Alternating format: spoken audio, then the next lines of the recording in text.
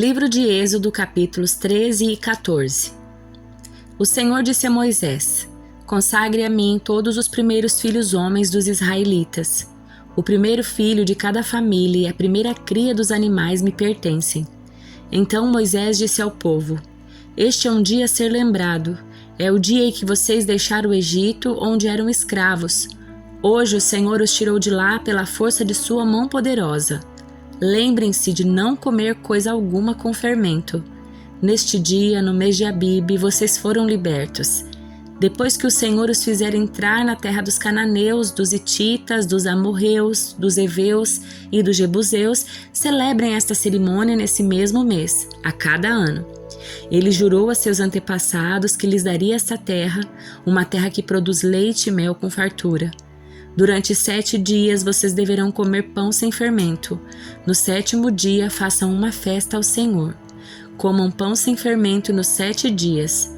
Nesse período não deverá haver nenhuma comida fermentada, nem a mínima quantidade de fermento dentro do seu território. No 7º dia, cada um explique a seus filhos: Hoje celebro aquilo que o Senhor fez por mim quando saí do Egito. Essa festa anual será um sinal visível para vocês, como uma marca gravada na mão ou um símbolo colocado na testa.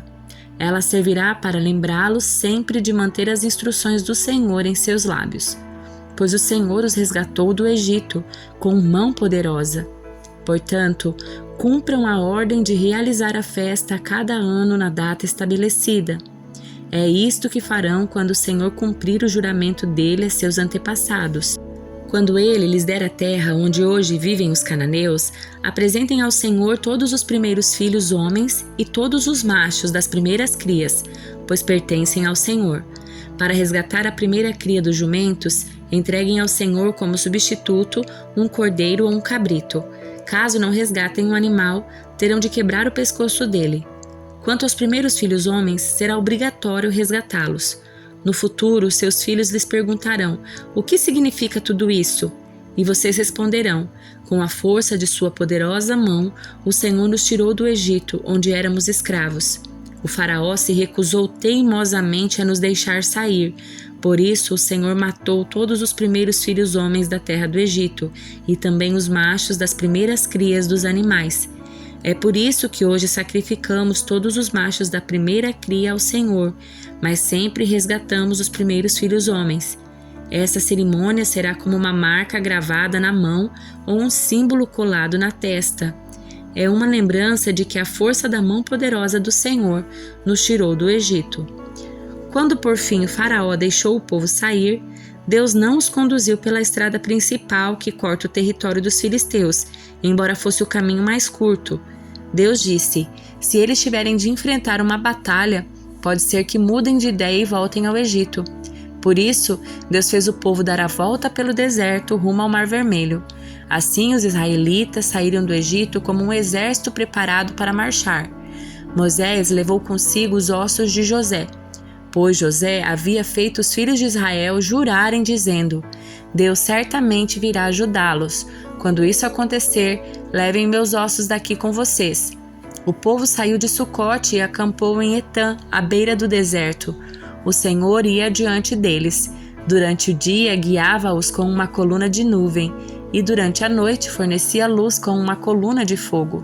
Isso permitia que caminhassem de dia e de noite, e a coluna de nuvem não se afastava do povo durante o dia, nem a coluna de fogo durante a noite. O Senhor disse a Moisés: Ordene aos israelitas que deem a volta e acampem em Piairote, entre Migdol e o mar.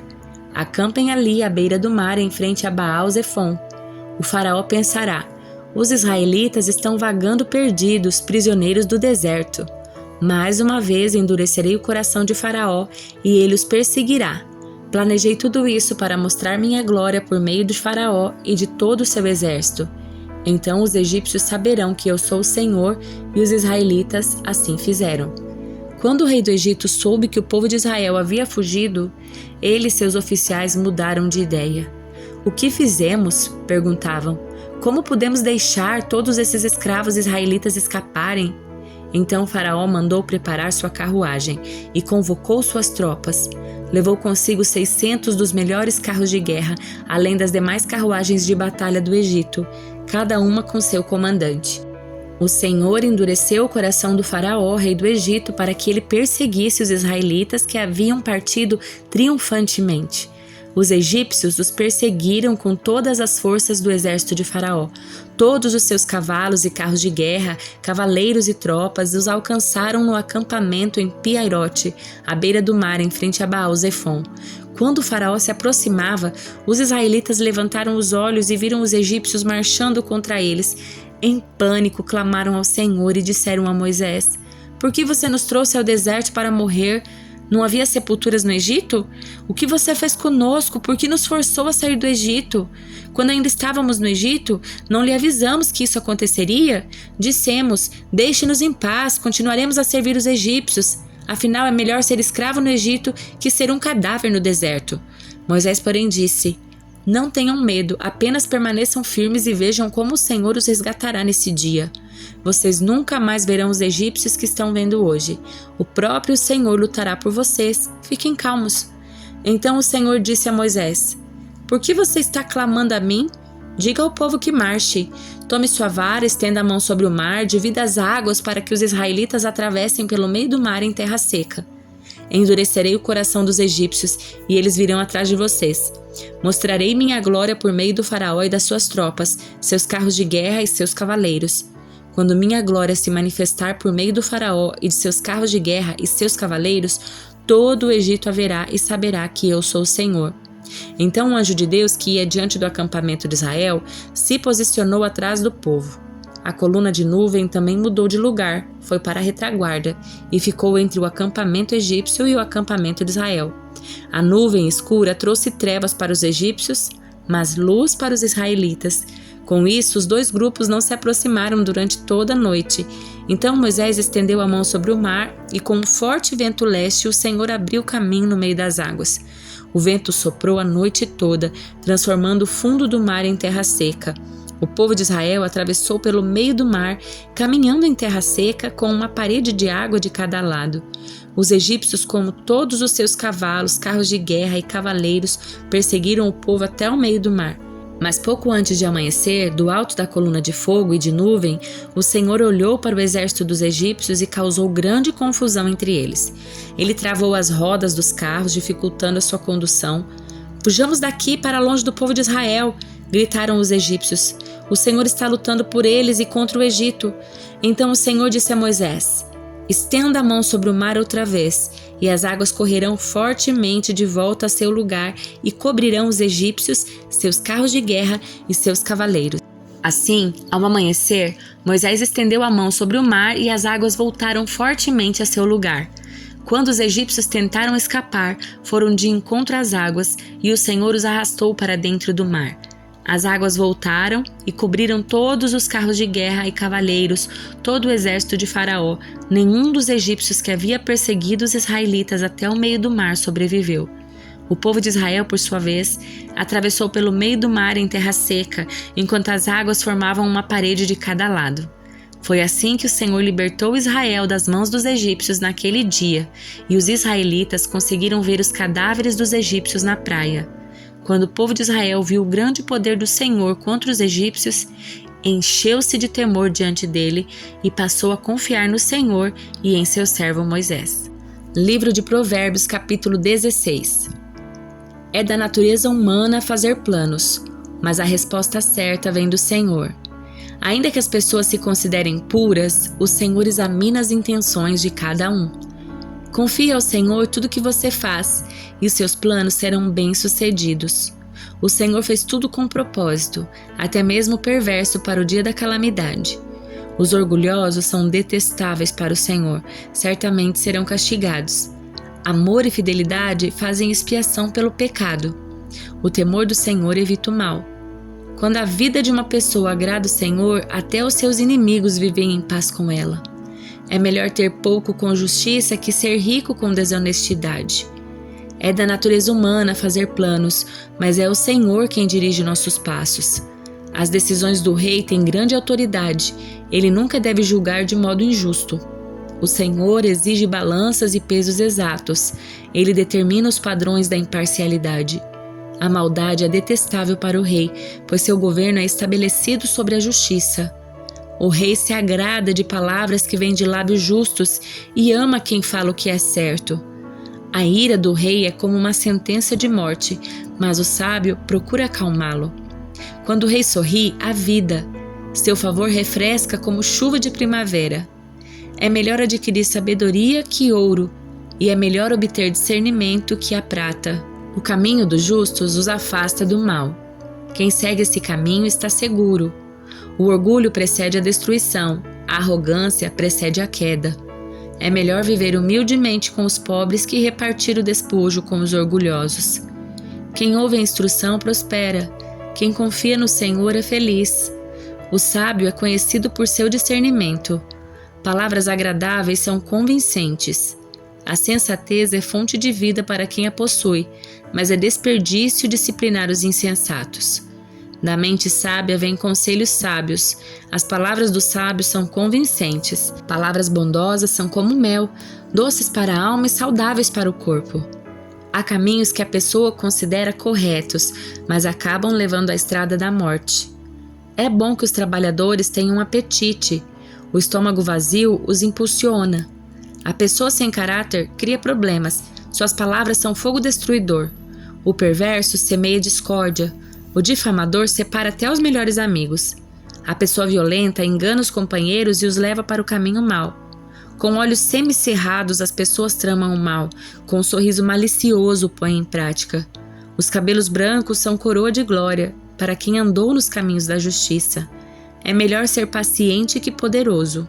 É melhor ter autocontrole que conquistar uma cidade. As pessoas podem lançar as sortes, mas quem determina o resultado é o Senhor. Evangelho de Marcos, capítulo 4. Mais uma vez, Jesus começou a ensinar à beira-mar. Em pouco tempo, uma grande multidão se juntou ao seu redor. Então ele entrou num barco e sentou-se enquanto o povo ficou na praia. Ele os ensinou contando várias histórias na forma de parábolas como esta. Ouçam, um lavrador saiu para semear. Enquanto espalhava as sementes pelo campo, algumas caíram à beira do caminho e as aves vieram e as comeram. Outras sementes caíram em solo rochoso e, não havendo muita terra, germinaram rapidamente. Mas as plantas logo murcharam sob o calor do sol e secaram, pois não tinham raízes profundas. Outras sementes caíram entre espinhos que cresceram e sufocaram os brotos sem nada produzirem. Ainda outras caíram em solo fértil e germinaram, cresceram e produziram uma colheita 30, 60 e até 100 vezes maior que a quantidade semeada. Então ele disse: quem tem ouvidos para ouvir, ouça com atenção. Mais tarde, quando Jesus estava sozinho com os 12 e os outros que estavam reunidos ao seu redor, perguntaram-lhe qual era o significado das parábolas. Ele respondeu: a vocês é permitido entender o segredo do reino de Deus, mas uso parábolas para falar aos de fora, de modo que, mesmo que vejam o que faço, não percebam e, ainda que ouçam o que digo, não compreendam. Do contrário, poderiam voltar-se para mim a ser perdoados. Então Jesus disse: se vocês não entendem o significado desta parábola, como entenderão as demais? O lavrador lança sementes ao anunciar a mensagem. As sementes que caíram à beira do caminho representam os que ouvem a mensagem, mas Satanás logo vem e a toma deles. As que caíram no solo rochoso representam aqueles que ouvem a mensagem, sem demora recebem com alegria. Contudo, uma vez que não têm raízes profundas, não duram muito. Assim que enfrentam problemas ou são perseguidos por causa da mensagem, cedo desanimam. As que caíram entre os espinhos representam outros que ouvem a mensagem, mas logo ela é sufocada pelas preocupações dessa vida, pela sedução da riqueza e pelo desejo por outras coisas. Não produzem fruto. E as que caíram em solo fértil representam os que ouvem e aceitam a mensagem e produzem uma colheita 30, 60 ou até 100 vezes maior que a quantidade semeada. Em seguida, Jesus lhes perguntou: alguém acenderia uma lâmpada e a colocaria sob um cesto ou uma cama? Claro que não. A lâmpada é colocada num pedestal de onde a sua luz brilhará. Da mesma forma, tudo que está escondido será revelado, tudo que está oculto virá à luz. Quem tem ouvidos para ouvir, ouça com atenção. Então acrescentou: prestem muita atenção ao que vão ouvir. Com o mesmo padrão de medida que adotarem, vocês serão medidos, e mais ainda lhes será acrescentado. Pois ao que tem, mais lhe será dado, mas do que não tem, até o que tem lhe será tirado. Jesus também disse: o reino de Deus é como um lavrador que lança sementes sobre a terra. Noite e dia, esteja ele dormindo ou acordado, as sementes germinam e crescem, mas ele não sabe como isso acontece. A terra produz as colheitas por si própria. Primeiro aparece uma folha, depois se formam as espigas de trigo, por fim o cereal amadurece, e assim que o cereal está maduro, o lavrador vem e o corta com a foice, pois chegou o tempo da colheita. Jesus disse ainda: como posso descrever o reino de Deus? Que comparação devo usar para ilustrá-lo? É como uma semente de mostarda plantada na terra. É a menor das sementes, mas se torna a maior de todas as hortaliças, com ramos tão grandes que as aves fazem ninhos à sua sombra. Jesus usou muitas histórias e ilustrações semelhantes para ensinar o povo, conforme tinham condições de entender. Na verdade, só usava parábolas para ensinar em público. Depois que estava sozinho com seus discípulos, explicava tudo para eles. Ao anoitecer, Jesus disse a seus discípulos: vamos atravessar para o outro lado do mar. Com ele a bordo, partiram e deixaram a multidão para trás, embora outros barcos os seguissem. Logo, uma forte tempestade se levantou.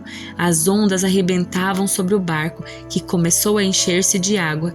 Jesus dormia na parte de trás do barco, com a cabeça numa almofada. Os discípulos o acordaram, clamando: Mestre, vamos morrer! O Senhor não se importa? Jesus despertou, repreendeu o vento e disse ao mar: silêncio, aquiete-se. De repente, o vento parou e houve grande calmaria. Então Jesus lhes perguntou: por que estão com medo? Ainda não têm fé? Apavorados, os discípulos diziam uns aos outros: quem é este homem? Até o vento e o mar lhe obedecem.